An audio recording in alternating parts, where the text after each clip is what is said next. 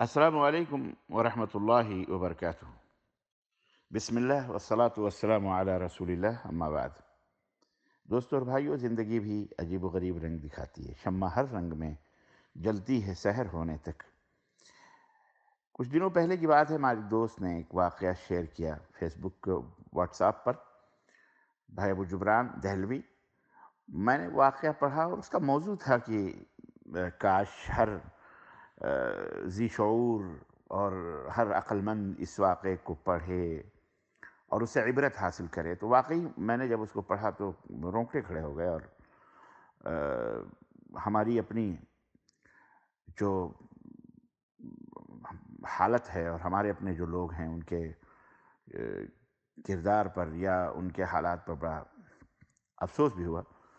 انہوں نے واقعی عربی کا واقعہ تھا جسے اردو میں کسی بھائی نے نقل کیا تھا۔ میں نے سوچا کہ آپ حضرات کی آپ حضرات کے لیے بھی اس واقعے کو پیش کیا جائے۔ آئیے میرے ساتھ چلیے، میں وہ واقعہ آپ کے ساتھ شیئر کرتا ہوں اور میں بتاتا ہوں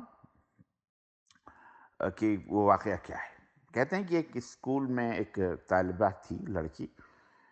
وہ ایک واقعہ اس کا بیان کرتے ہوئے وہ کہتی ہے کہ جب ہم ثانویہ کے یعنی سیکنڈری اسکول کے مرحلے میں تھے تو وہ لڑکی کہتی ہے کہ میں کچھ سہیلیاں ناشتے کے وقفے میں ہم ایک ساتھ بیٹھتے اور ہم سب اپنا اپنا ناشتہ ایک ساتھ اس طرح سے رکھتے کہ کسی کو معلوم ہی نہیں ہوتا تھا کہ کون کیا لایا ہے، یعنی ہم ٹفن وغیرہ مکس کر دیتے تھے جو بھی ناشتے میں ہوتا تھا۔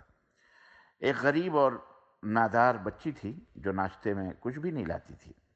میں نے اسے اپنے ساتھ ناشتے میں بیٹھنے کے لیے آمادہ کر لیا، کیونکہ ہم لوگوں میں سے کسی کو نہیں معلوم ہوتا تھا کہ کس کا کون سا ناشتہ ہے، اس لیے اس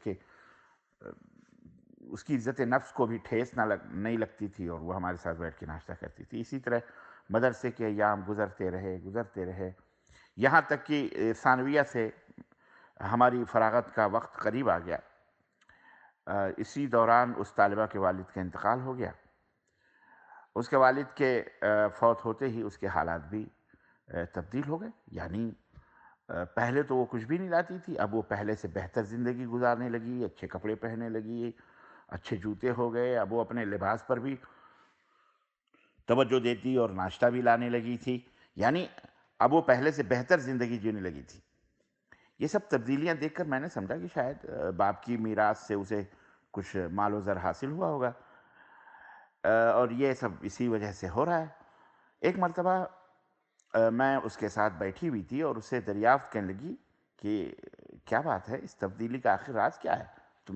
تم تو پہلے ایسے نہیں تھی، کچھ نہیں تھا، یہ سب ناشتہ وغیرہ سب لا رہی ہو۔ اتنا سنتے ہی وہ لڑکی میری سہیلی میرا ہاتھ پکڑ کر رونے لگی اور کہنے لگی، اللہ کی قسم ہم لوگ رات کو بھوکے سوتے تھے اور مجھے شدت کی بھوک لگی رہتی تھی، اس لیے میں صبح سویرے مدرسے جانے کا انتظار کرتی تھی تاکہ آپ لوگوں کے ساتھ کچھ کھا کر بھوک مٹا سکوں، اور میری ماں رات کی روٹی چھپا کر رکھ دیتی تھی تاکہ اس سے صبح کو میرے چھوٹے بھائیوں کا ناشتہ ہو سکے۔ اس لیے میں صبح سویرے جان بوجھ کر مدرسہ نکل جاتی تھی تاکہ میرے بھائی میرے حصے کا بھی ناشتہ کر لیں۔ اور آج جب کہ میرے والد محترم کا انتقال ہو چکا ہے، اب وہ اس دنیا میں نہیں رہے، تو گرد و پیش ہمارے عزیز و اقارب جو تھے، وہ جاننے والے اور دوست احباب سب ہمارا بڑا خیال رکھنے لگے ہیں، کیونکہ اب ہم یتیم ہو چکے ہیں۔ میری بڑی تمنا اور خواہش تھی کہ میرے ابو جان اپنی زندگی میں پیٹ بھر کر کھانا کھا لیتے۔ اس نے بے عینی یہی الفاظ کہے کہ کاش، میری خواہش تھی کہ میرے بابا جان اپنی زندگی میں پیٹ بھر کر کھانا کھا لیتے۔ اس نے بے عینی یہی الفاظ کہے۔ اس نے بڑی حسرت بھری آواز میں یہ الفاظ کہے اور اس کے الفاظ کے ساتھ اس کے آنسو بھی رواں ہوتے۔ اس نے کہا، ہمارے ابو جان جب فوت ہوئے، ان کا انتقال ہوا، تب لوگوں کو معلوم ہوا کہ ہم واقعی محتاج ہیں، غریب ہیں، نادار ہیں اور ضرورت مند ہیں۔ وہ یہ سب باتیں کہتے ہوئے بلک بلک کر رو رہی تھی، اور میں اس کے ان آنسوؤں کی گرمی آج بھی محسوس کر رہی ہوں۔ دوستوں اور بھائیوں، یہ واقعہ اور اس طرح کے بے شمار واقعے ہیں. یہ واقعہ ایک گھرانے کا نہیں ہے، ایسے بہت سارے گھرانے ہیں، ایسے بہت سارے بچے ہیں، ایسے بہت سارے لوگ ہیں. سوال یہ ہے کہ کیا ضروری ہے کہ غریب انسان جب مر جائے تبھی مالداروں کو اس کے یتیم بچوں کی غربت کا احساس ہو؟ لوگوں کو کیا ہو گیا ہے آج؟ کہاں ہیں ان کے صدقے؟ کہاں ہیں ان کے زکوٰۃ؟ کہاں ہے صلہ رحمی؟ کہاں ہے غریبوں کی خبرگیری؟ کہاں ہے پریشان حال کی مدد اور امداد؟ کہاں گئی شفقت اور ہمدردی اور انسانیت؟ ہمارے رسول حضرت محمد الرسول اللہ صلی اللہ علیہ وسلم نے تو فرمایا ہے کہ ما من صبح الا وانزل اللہ به ملکان او ملکین. ہر روز صبح کو 2 فرشتے اترتے ہیں آسمان سے. ان میں سے ایک کہتا ہے اللہم اعط منفقا خلفا، اے اللہ آج جو خرچ کر رہا ہے، خرچ کرنے والے کو اس کا بہترین بدلہ، نعم البدل عطا فرما. اور دوسرا کہتا ہے اللہم اعط ممسکا تلفا، اے اللہ نہ خرچ کرنے والے کے مال کو تباہ و برباد کر دے. حضرت ابو ہریرہ رضی اللہ عنہ کی روایت سے بخاری کے اندر موجود ہے. بھائیو بہنوں، ایسے گھرانوں کی دیکھ بھال کریں جو اپنے خودداری کے سبب کسی کے سامنے ہاتھ نہیں پھیلاتے. ہمارے درمیان بیٹھنے والے بہت سارے ایسے بھائی، ایسے آپ کے دوست اور آپ کے جان پہچان والے ہوں گے جو لبوں پہ مسکراہٹ لیے ہوئے، وائٹ لباس پہنے ہوئے، کسی کے اوپر یہ ظاہر نہیں کرتے کہ ان کی کیا ضروریات ہیں اور وہ کیسے زندگی گزارتے ہیں. اپنے عزیز و قریب، اپنے پڑوسیوں اور دوست احباب کی خبرگیری کریں.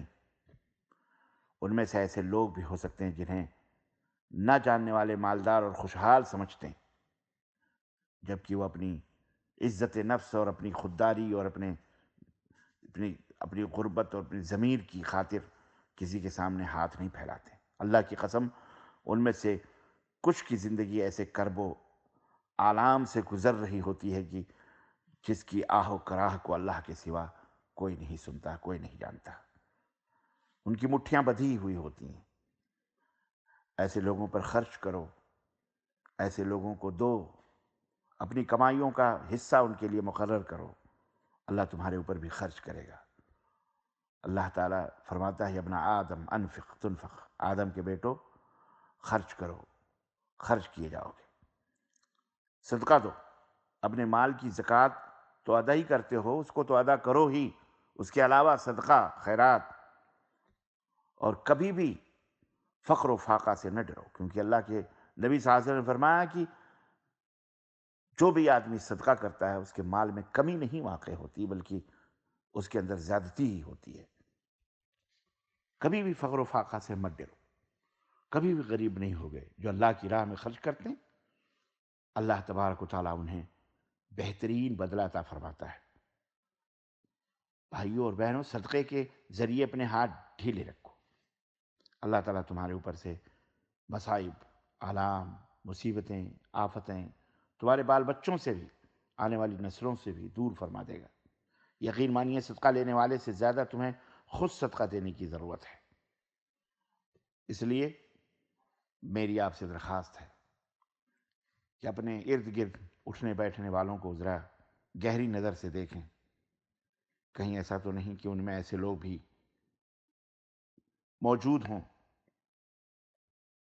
جو محتاج ہیں، غریب ہیں، ضرورت مند ہیں. انہیں ضرورت ہے لیکن وہ شرم و حیا سے کسی کے سامنے بیان نہیں کر سکتے. اللہ تعالی ہمیں اس کی توفیق عطا فرمائے، اور اللہ تعالی ہماری روزیوں میں برکت عطا فرمائے، اور اللہ تعالی ہمیں اتنا مالدار اور تونگر بنا دے کہ ہم اللہ کی راہ میں خرچ کرتے ہوئے بے خوف و خطر رہیں. اللہ تعالی ہماری محنتوں جد و جہد کو قبول فرمائے، ہمیں خوشحال رکھے. آمین یا رب العالمین. وصلی اللہ علی نبینا محمد وعلی آلہ وصحبہ اجمعین. والسلام علیکم ورحمۃ اللہ وبرکاتہ.